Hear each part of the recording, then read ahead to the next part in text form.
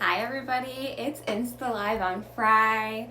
It's 2 p.m. on the dot, and I am here to talk about safety planning today.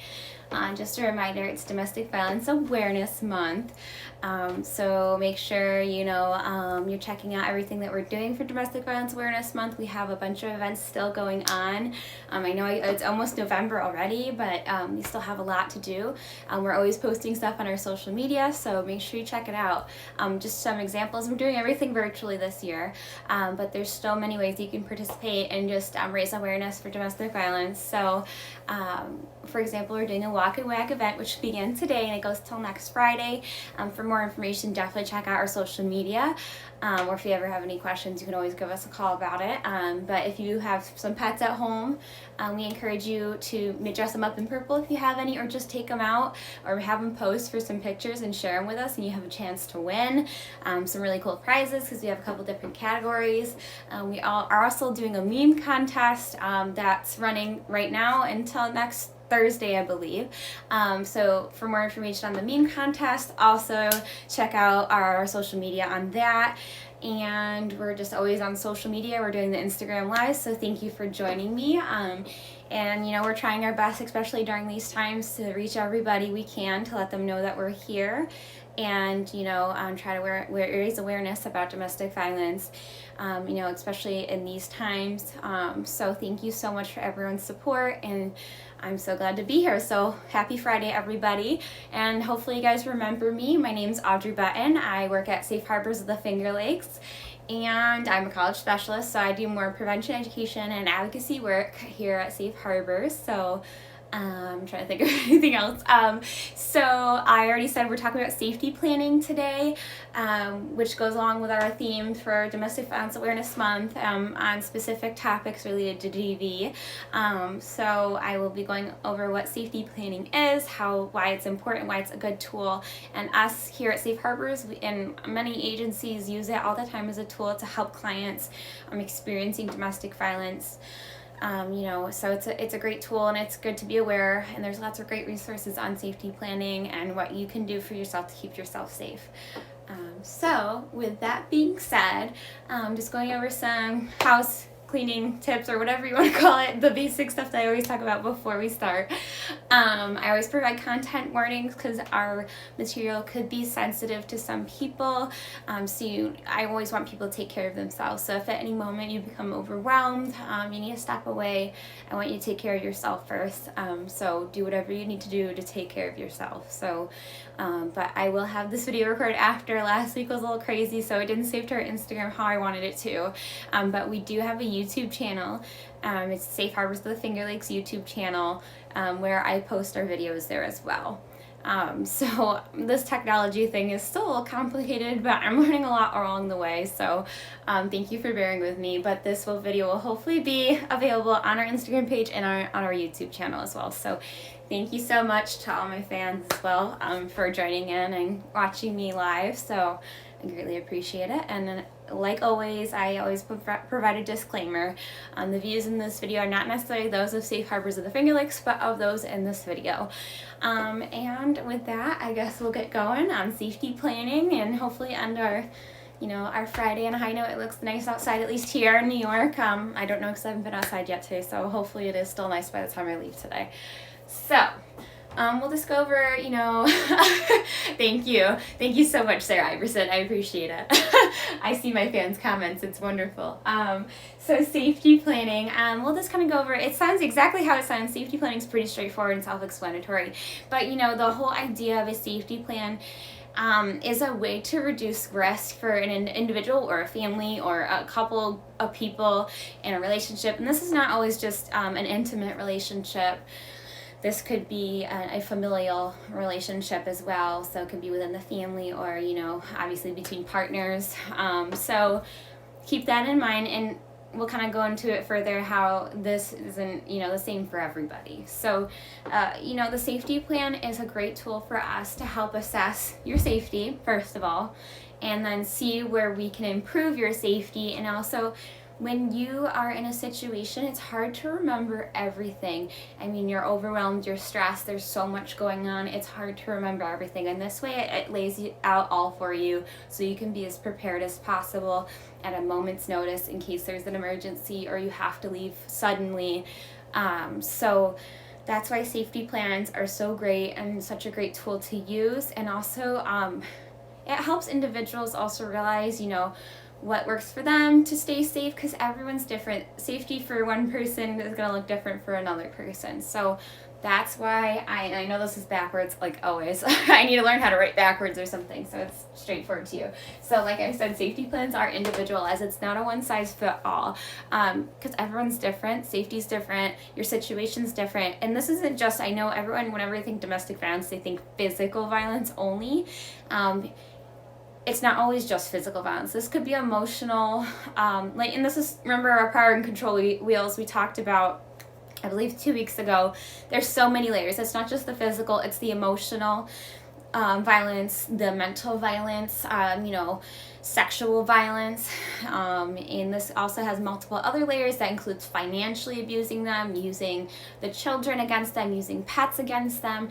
And, there's different things that are putting you at higher risk in certain situations, like being pregnant or having the kids or, anything like that. If you're being isolated, not a very good support system outside of that relationship. So those all play into effect too when it comes to a safety plan. So that's why it's individualized, and that's why it's important, if you're able to work with an advocate like us, because we can help analyze and break it down for you and see what that looks like. But also I will share some just national resources that are really helpful and create your own safety plan as well. And it's just always good to have a plan.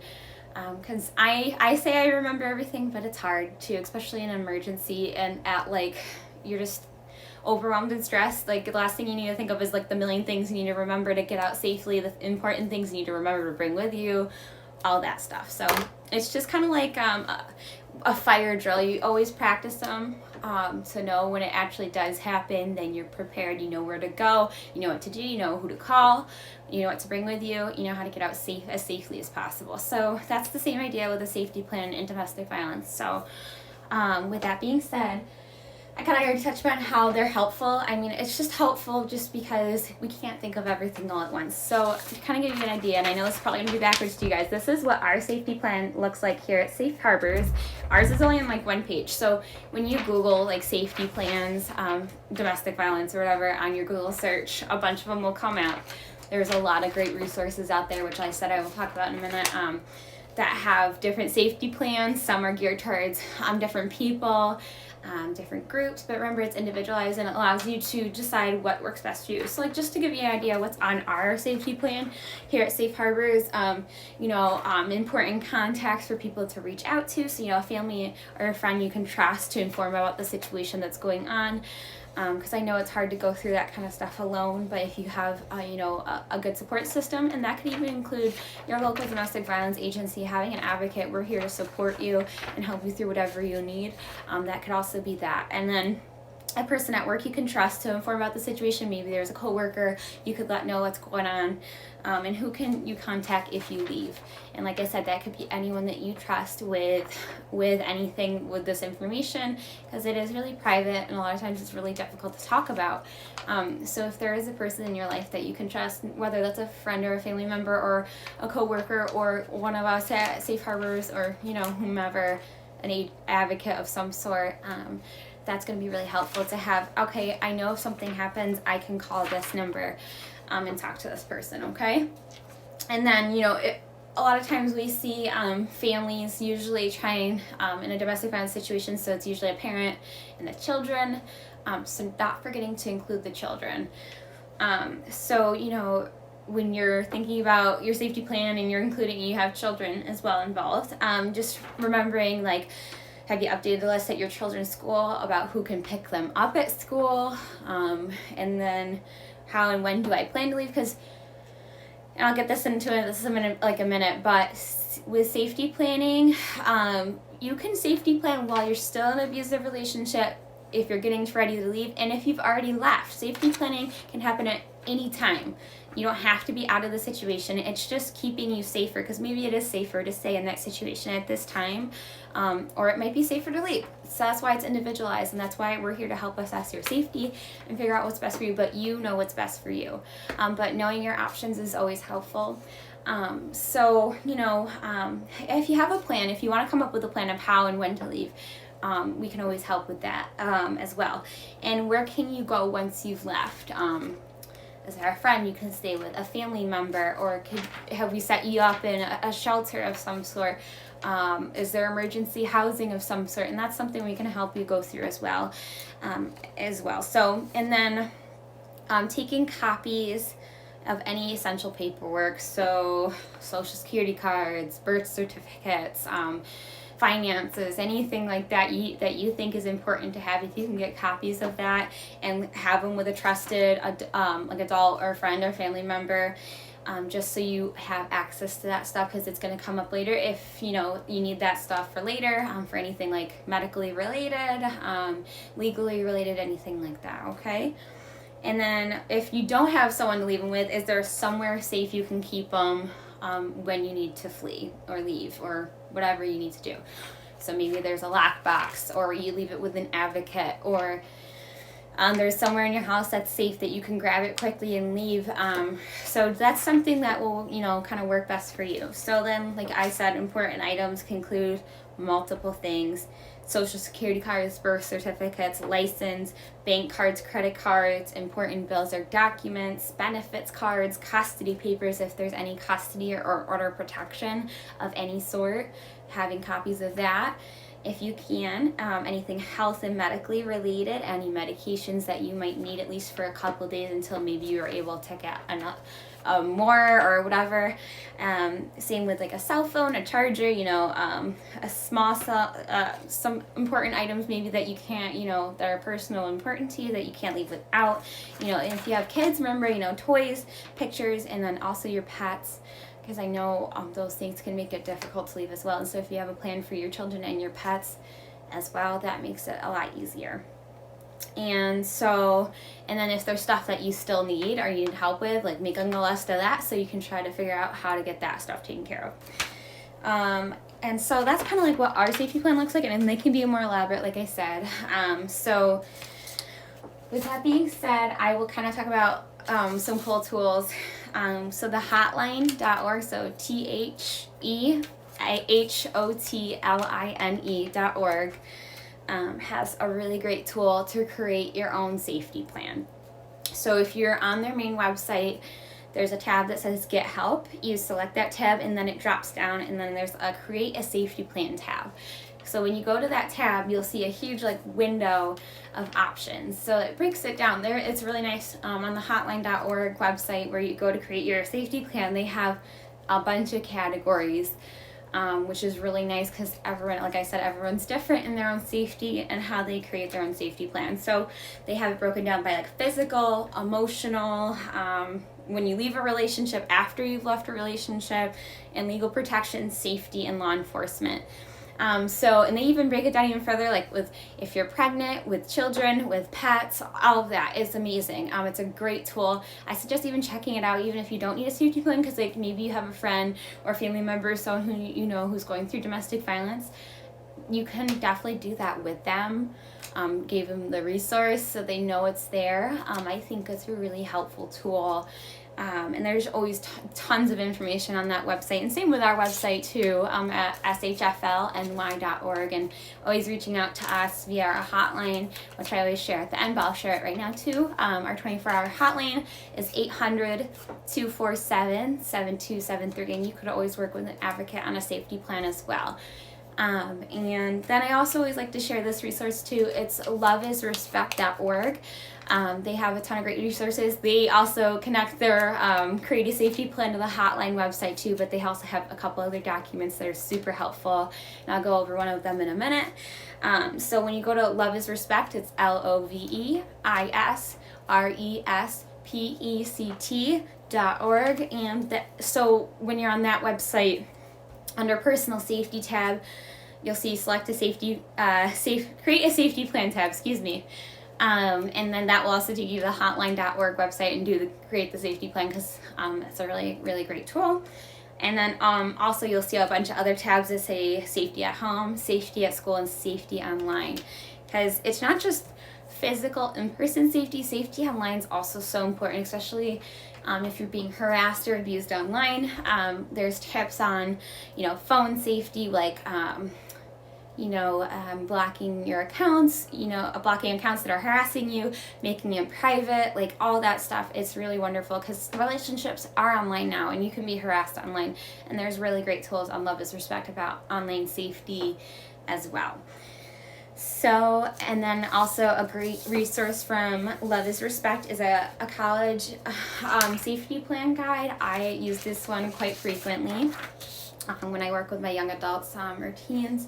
So this one's kind of like more geared towards the college life. For example, staying safe on campus. Safest way for me to go to class is, these are places on campus I often run into my abuser. I try to avoid these places as much as possible, or try to go when he or she isn't there. There may be places on campus where it is impossible to avoid my abuser, but if I need to go to one of those places, I can make sure a friend can go with me. And then, I feel threatened or unsafe when I'm on campus, I can go to these public areas where I can feel safe. And then you can list all of those things. I mean, this thing, it goes on forever. You can also include a list of people that, you feel comfortable or safe going to on campus, or calling, or however. And then also, if you need to rearrange your schedule, move dorms, transfer schools, or however you need to stay safe. Hopefully you don't have to get to that point, but also just if you have to stay safe on campus, if that just means changing around your schedule or moving to a different dorm or a different place off campus, getting in contact with the proper people on campus, which is something we could also help with. And so then if you live near your abuser or live with your abuser, before, having that important documentation with you, cell phone, everything, to make sure if you need to leave at a moment's notice, you can. And, it goes into deeper planning, including staying safe in the dorm. So informing your resident assistant about what's going on if you feel safe to do so, your roommate, however. Oh, sorry guys, I paused for a minute. I was getting a phone call, so I apologize. So I don't know how much you heard, but it's also, the safety exits in your dorm, all that stuff. So, and then it also goes down to staying safe emotionally. It's not just staying safe physically. So it really focuses on self-care, or what you can do to remind yourself, getting some support to, help you through that. And also just emergency contact numbers, family and friends.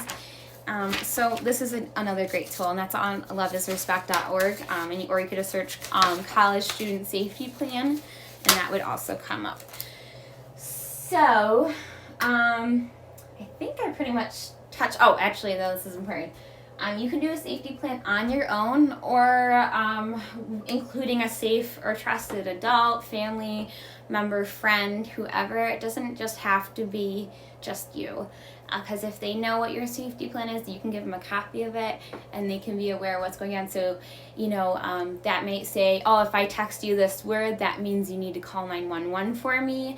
That might be, can you come pick me up at this time? Can you take the kids? Can you take the pet? Including other trusted people that you have in your life might help implementing a safety plan a little bit easier, and then someone else is also there to support you and keep you safe, and it might ease some of that stress a little bit. So I think that's it, but there's so much more. I could talk about safety planning in depth, but if you or someone else is going through something and you want to try to stay safe, and like I said, even if you're still in the abusive relationship, you're getting ready to leave, or you've left already, staying safe is definitely really important. So and safety plans are for everybody, but they're also individualized. So definitely reach out if you have more questions. So like I said, you can go to our website, which is shflny.org, or you can call our 24-hour hotline, which is 800-247-7273. And like I said, check out those websites I told you about, and I'll also include them after I post, because they're great websites, and you can check out and get more information about safety planning. But that was kind of just an overview. But they're a really great tool for everybody. So Thank you so much for tuning in, and I think that's it. So have a great weekend, and remember, tune in next Friday. It's our last Instagram Live for Domestic Violence Awareness Month. Not our last one ever, because I'm still going to do them for as long as I can. But it's our last one for Domestic Violence Awareness Month, and I will be doing a One Love's focused, Instagram Live. My words are all over the place today. So thank you so much for tuning in. And like I said, this will be available after, hopefully on our Instagram page and our YouTube channel as well. And all right, thanks so much, guys. Have a good one.